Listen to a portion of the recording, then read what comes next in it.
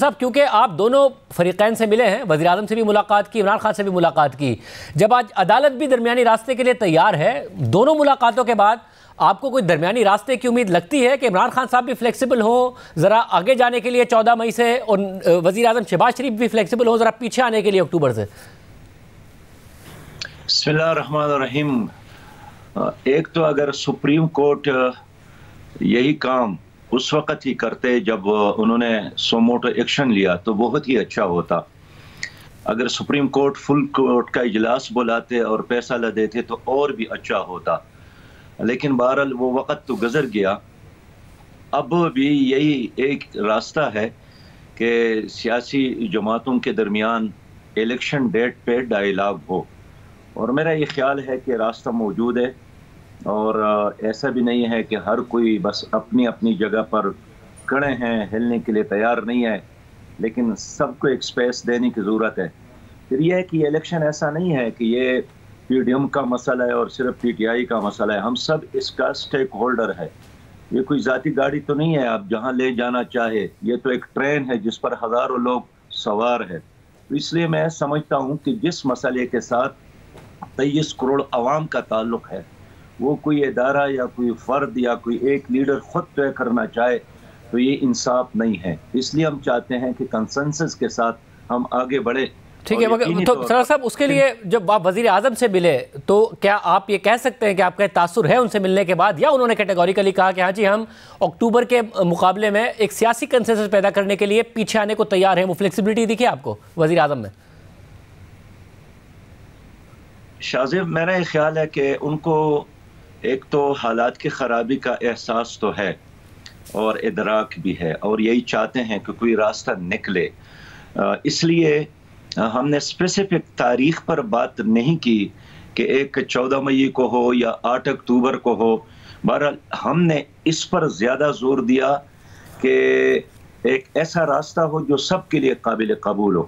ظاہر ہے جب سب کے لیے قابل قبول راستہ ہو تو اس کے لیے اپنے ریڈ لکیر سے 2 قدم پیچھے تو ہٹنا ہوتا ہے۔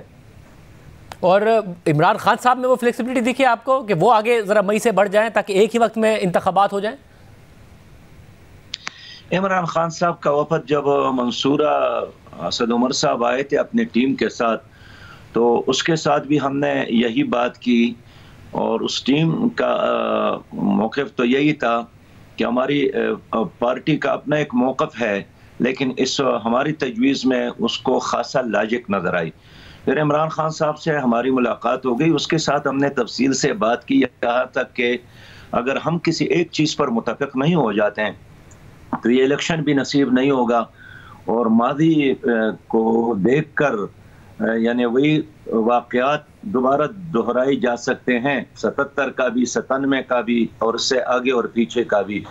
اس لیے انہوں نے اس کو مناسب سمجھا کہ ہاں بات چیت ہو جائے، اور لیکن پہلے مرحلے میں انہوں نے جماعت اسلامی کے ساتھ بات چیت کے لیے ایک کمیٹی کا وہ کر لیا کہ یہ ہمارے 3 آدمی، پھر انہوں نے نوٹیفائی بھی کیا کہ آپ لوگوں کے ساتھ رابطے میں رہیں گے، اور اچھا ہے کہ اگر کوئی راستہ اس طرح بنتی ہے۔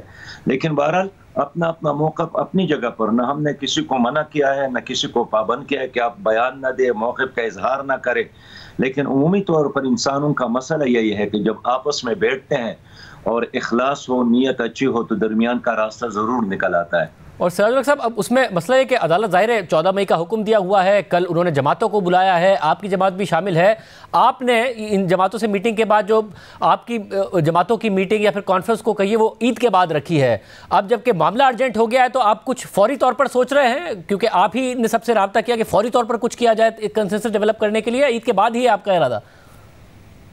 میرے خیال میں جب عدالت نے ایک لچک دکھائی ہے اور سب کو بلایا ہے تو اس لیے اب کل کا جو ڈیٹ ہے یا معاملہ ہے اس کو دیکھنے دے۔ باقی جہاں تک اے پی سی کا تعلق ہے تو اس کے لیے بھی ابھی ہم نے کوئی ڈیٹ، جگہ اور ایجنڈے کا تعین تو نہیں کیا ہے۔ البتہ صرف ایک بات ہے کہ الیکشن پر ہم سب کو، باقی ہر ایک کے اپنی نظریات اور اپنا ایجنڈا ہے، سیاسی جماعتیں بنتی اس لیے ہیں کہ ہر ایک کا اپنا ایک پروگرام ہوتا ہے، لیکن الیکشن چونکہ نہ پی ڈی ایم کا ہے، نہ پی ٹی آئی کا ہے، نہ جماعت اسلامی کا ہے، الیکشن ان تمام جماعتوں کا موضوع ہے جو الیکشن میں حصہ لیں گے. اس لیے میرے خیال میں یہ بے انصافی ہے کہ اگر ایک لیڈر یا ایک ادارہ یا کوئی اور لیڈر چاہے کہ میری مرضی کے مطابق پورا نظام چلے، یہ ناممکن ہے. تو ہم چاہیں گے کہ اگر کل مسئلہ حل ہوتا ہے تو اور اچھی بات ہے، لیکن اگر ایک مجلس میں مسئلہ نہیں ہوتا ہے تو پھر بھی بگاڑ کی بجائے بہتری کی طرف راستہ مزید ڈائلاگ میں سمجھتا ہوں. صاحب اب ایک اور مسئلہ یہ ہے کہ ان جماعتوں کو تو ایک دوسرے پر بالکل بھی اعتماد نہیں ہے. پی ڈی ایم کی جماعتیں عمران خان صاحب پر بھروسہ کرنے کو تیار نہیں ہیں. وہ کہتی ہیں کہ جی یہ کچھ بھی کمٹ کرتے ہیں پورا نہیں کرتے ہیں. عمران خان صاحب کہہ رہے ہیں کہ جی یہ ایک طرف مذاکرات کی بات کرتے ہیں دوسری طرف کریک ڈاؤن کرتے ہیں. تو گارنٹی کون دے گا کہ جو بھی انڈرسٹینڈنگ ہوتی ہے اس پر عمل درآمد بھی ہو رہا ہوگا؟ دیکھیے آپ کی بات بالکل وجہ ہے کہ جو زہریلی پولرائزیشن ہے اور سیاست بالکل ذاتی دشمنی میں تبدیل ہو گئی ہے اور دلیل کی بنیاد پر گالی گلوچ ہی روزانہ آپ سنتے ہیں پارلیمنٹ میں بھی اور اس کے باہر بھی. تو ایسے میں آپ کا یہ کوشچن بالکل بجا ہے، لیکن اس کے حل یہی ہے کہ ہم کوئی لمبا چوڑا ایجنڈے کے بجائے اور جزیات میں جانے کی بجائے، جو کہ بہت ساری جزیات موجود ہے، بہت زیادہ ایسے سوالات موجود ہے کہ اچھا پھر اس کا کیا ہوگا، پھر اس کا کیا ہوگا، لیکن ان سب کو ہم ایک طرف چھوڑیں گے اور ایک لفظ ہم لے لیں کہ الیکشن اور اس کا ڈیٹ. اس لیے اس کے لیے کوئی بہت زیادہ اٹک بیٹک کی بھی ضرورت نہیں ہے.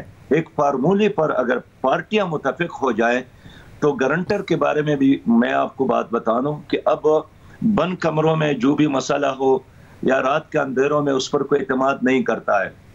بہت سارے لوگ بات کرتے ہیں کہ کون گارنٹر ہوگا. یہاں تک ایک سرکاری پارٹی کے آدمی نے کہا ہے کہ کیوں نہ سب کو لے کر سعودی عرب جائیں اور حرم میں بیٹھ کر معاہدہ کریں. ہم نے سیاسی لیڈروں کو دیکھا ہے کہ حرم میں بھی معاہدے ہوئے ہیں، ان کو بھی توڑا ہے. خاص کر افغانستان کے مسئلے پر تو ہم نے ایک نہیں کئی بار دیکھا ہے. اس لیے حل نہ سعودی عرب میں ہے، نہ امریکہ میں ہے، نہ شاہ زیب ماضی کی طرح کوئی سعودی سفیر آ کر یا کوئی امریکی سفیر آ کر آپ کے معاملات کو سلجھانے میں دلچسپی رکھتا ہے. گارنٹر جو بنیادی ہے وہ خود ہمارے عوام ہے.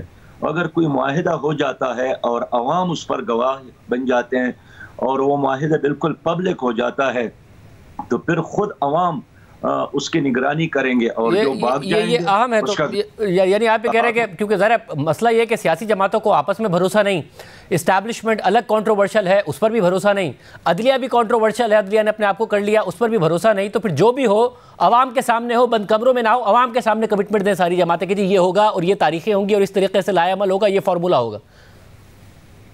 میں یہی سمجھتا ہوں. اب دیکھیں میرا تو موقف یہ ہے کہ اس پورے قضیے میں اور آئندہ الیکشن میں اگر آپ چاہتے ہیں کہ پاکستان آگے بڑھے تو 3 اداروں کو ہر صورت میں غیر جانبدار رہنا ہوگا. اس میں عدلیہ بھی ہے، الیکشن کمیشن بھی ہے اور اسٹیبلشمنٹ بھی ہے، جس نے خود اعلان کیا ہے کہ اب ہم غیر سیاسی ہو گئے اور ہم سیاست میں مداخلت نہیں کریں گے.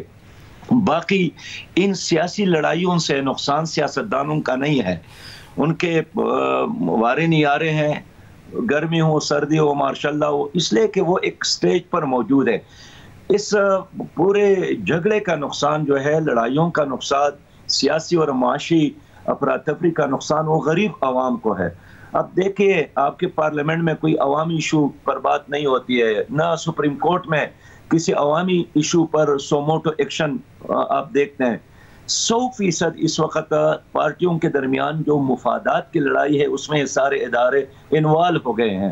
تو میں اس لیے چاہتا ہوں کہ جتنا مناسب طریقہ ہو عوام کو اختیار ملے تاکہ وہ فیصلہ کرے کہ آئندہ پاکستان کو کون لیڈ کرے. تو یہ تب ممکن ہے کہ ہم سیاسی لیڈر آپس میں بیٹھ کر عوام کو وہ اپرچونٹی دے دے کہ آپ لوگ اب فیصلہ کریں. لیکن آپ کا یہ سوال کہ گارنٹر کون ہوگا، پھر بھی میں یہی کہوں گا کہ 23 کروڑ عوام اگر معاہدہ ہو جاتا ہے، اتفاق ہو جاتا ہے، اس کے گارنٹر ہوں گے، اس پر گواہ ہوں گے، وہ اس کے وارث ہوں گے.